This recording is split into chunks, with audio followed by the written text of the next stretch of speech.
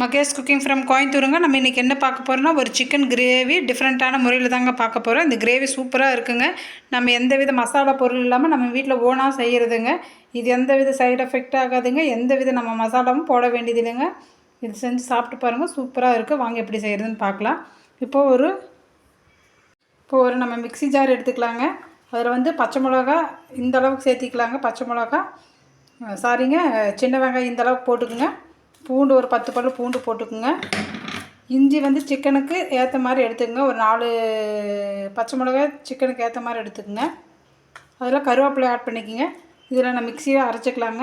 சின்ன வெங்காயம் ஒரு 10 சின்ன வெங்காயங்க, பூண்டு ஒரு 6-7 பூண்டுங்க, பச்சை மிளகாய் ஒரு 4, கருவேப்பிலை இது 1க்கு 2 மிக்ஸியில் அரைச்சிக்கலாங்க. பாருங்கள், நம்ம பேஸ்ட் அரைச்சி வச்சுருக்கிறது எப்படி இருக்குதுன்னு. 1க்கு 2 இந்த மாதிரி தான் அடிக்கணுங்க. இப்போ நான் தேங்காய் எண்ணெய் ஊற்றிட்டுங்க. தேங்காய் எண்ணெய் கொஞ்சமாக ஊற்றிருக்குறேங்க. தேங்காய் எண்ணெய் காஞ்சோன்னு 2 சோம்பு போட்டுக்கலாங்க.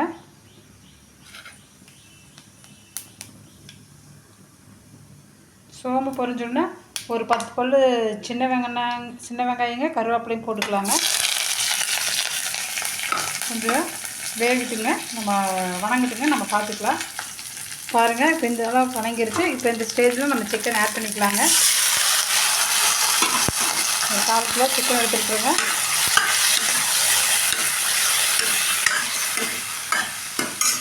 கொஞ்சம் வீடியோ நான் தாங்க எடுக்கிறேன், கொஞ்சம் அட்ஜஸ்ட் பண்ணிக்கிங்க. எடுக்கிற கால் இல்லைங்க, உங்களுக்கு வேண்டி நானே எடுக்கிறேன். கல் உப்புங்க,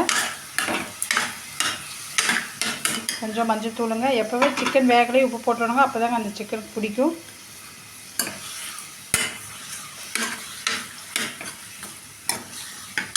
மிளகாத்தூள் நம்ம பச்சை மிளகாய் வெங்காயமெல்லாம் அரைச்சி வச்சுக்கோங்க. மிளகா தூள் ஒரு அரை ஸ்பூன் மட்டும் சேர்த்துக்கிங்க, நிறையா சேர்த்திடாதீங்க.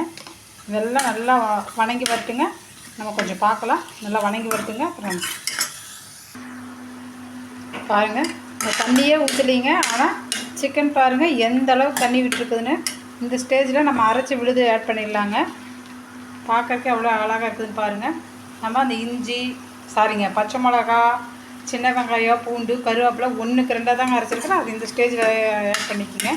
இந்த ஸ்பைஸியாக சூப்பராக செம்மையாக இருக்குங்க. தயிர் சாப்பாடு, ஒயிட் ரைஸு தயிர் சாப்பாட்டுக்கு நல்லாயிருக்கு. ஒயிட் ரைஸு அதுக்கெல்லாம் போட்டு அப்படியே சாப்பிட்றாங்க. நல்லா காரசாரமாக வித்தியாசமாக இருக்குது. நீங்கள் நிஜமாக செஞ்சு பாருங்கள். செஞ்சு பார்த்துட்டு எனக்கு கமெண்ட் பண்ணுங்கள். கொஞ்சம் பச்சை வாசம் போகட்டுங்க. அது மாதிரி நம்ம வணக்கி விட்டுக்கலாங்க.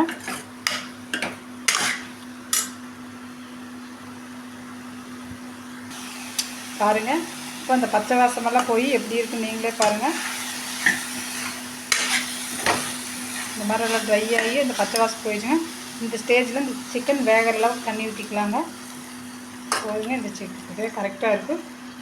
நல்லா சுண்டி அந்த தண்ணியெல்லாம் கொஞ்சம் கொஞ்சமாக பூரா சுண்டிடணுங்க. சுண்டின கடைசி நம்ம பார்க்கலாம் எப்படி இருக்குதுன்னு. பாருங்கள், சிக்கன் எப்படி ஆயிடுச்சுன்னு.